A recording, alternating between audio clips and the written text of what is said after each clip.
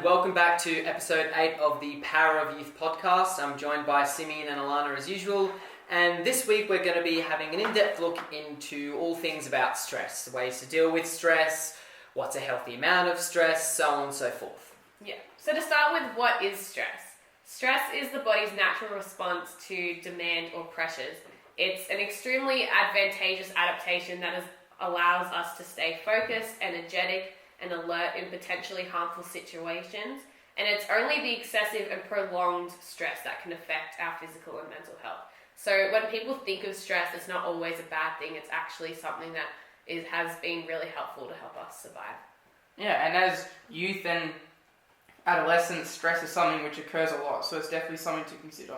Yeah, well, us being fresh out of high school, fresh out of year 12, about to enter our first year of university, we've just come off the back of an incredibly stressful experience in the HSE, which for those of you listening who aren't maybe in the New South Wales Australia school system, it's a standardised test we do at the end of our final year of school, and from it we get given an ATAR, which is a score out of 100. I actually had 99.95. It's a ranking system. It's a ranking system that really just helps dictate, where we can go to university, what courses we can do, and so on. Yeah, it's also a period of personal stress as well, with different changes to personal lives.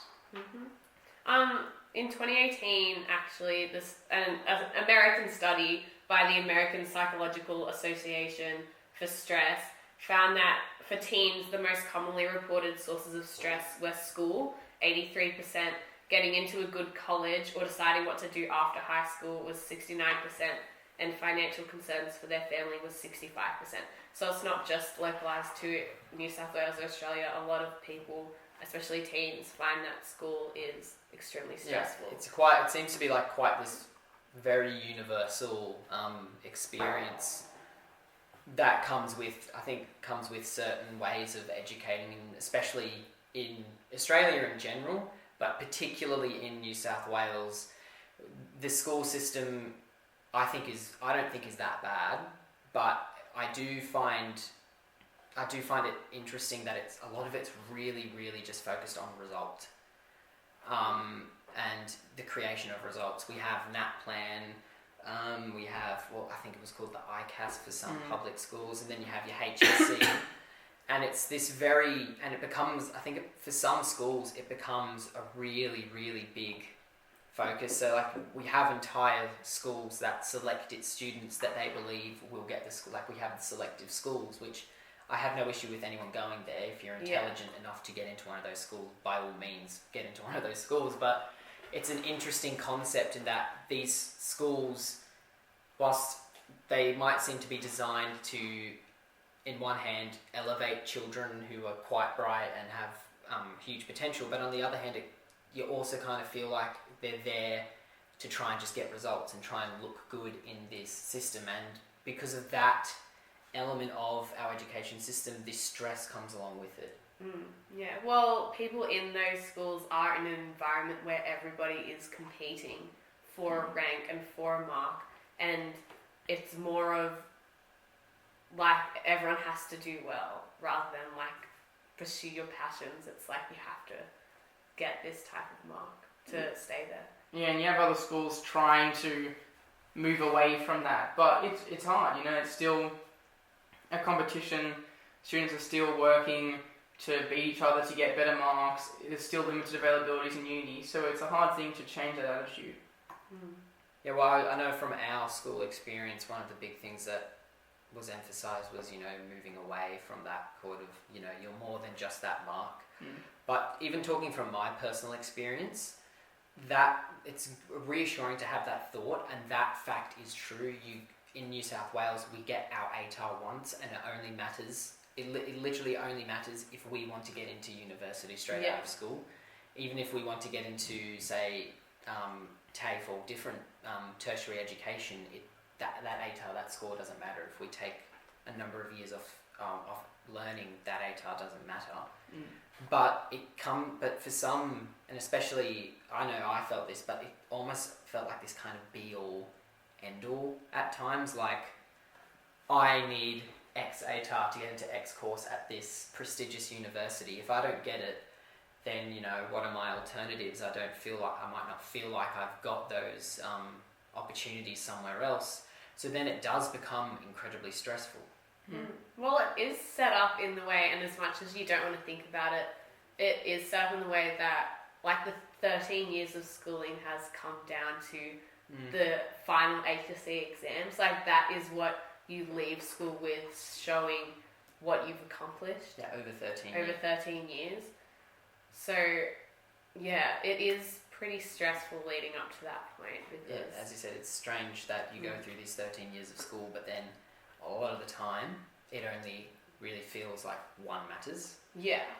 And that's always going to conflate those feelings of stress and those feelings of dread of, you know, of not wanting to do well, pretty much. In terms of stress,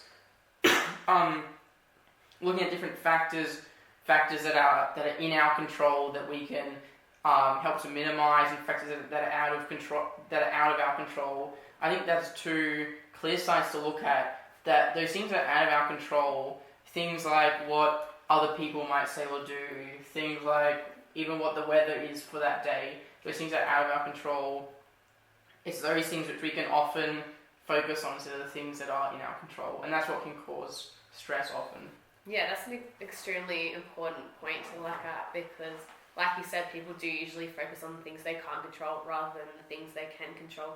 For example, there's a lot of things in your life that you can do to relieve stress, like regular exercise, which releases, you know, endorphins, which alter your brain chemistry in a positive way. Also, establishing a regular sleep pattern, which is really important for your body to rejuvenate during the night. So just like focusing on changing specific points in your life to reduce the amount of stress that you're exposed to is really important. Yeah, a big thing for me is that you see a lot of people stressed around you, and there seems to be a bit of this, almost a mentality of, you don't seem to have any control over it, and I'm stressed because everything is not going my way. And like Alannah said, I think a lot of those people fail to realise that one of the best ways to minimise stress is just to use those tactics. So when I was doing my HSC, I talk about how I love music a lot.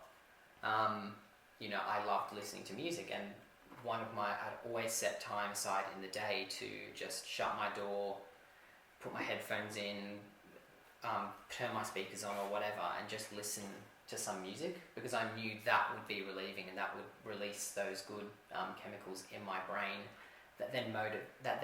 I would be motivated to then do more, because I'm not going to be having this sort of existential dread hanging over my head all the time.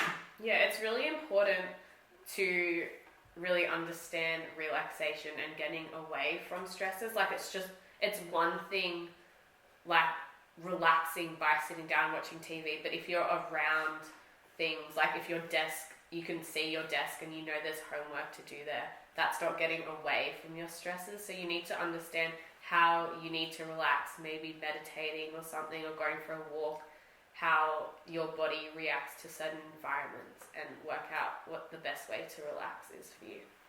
Yeah, I don't know if these terms have been created, but I think there's like positive relaxation and negative.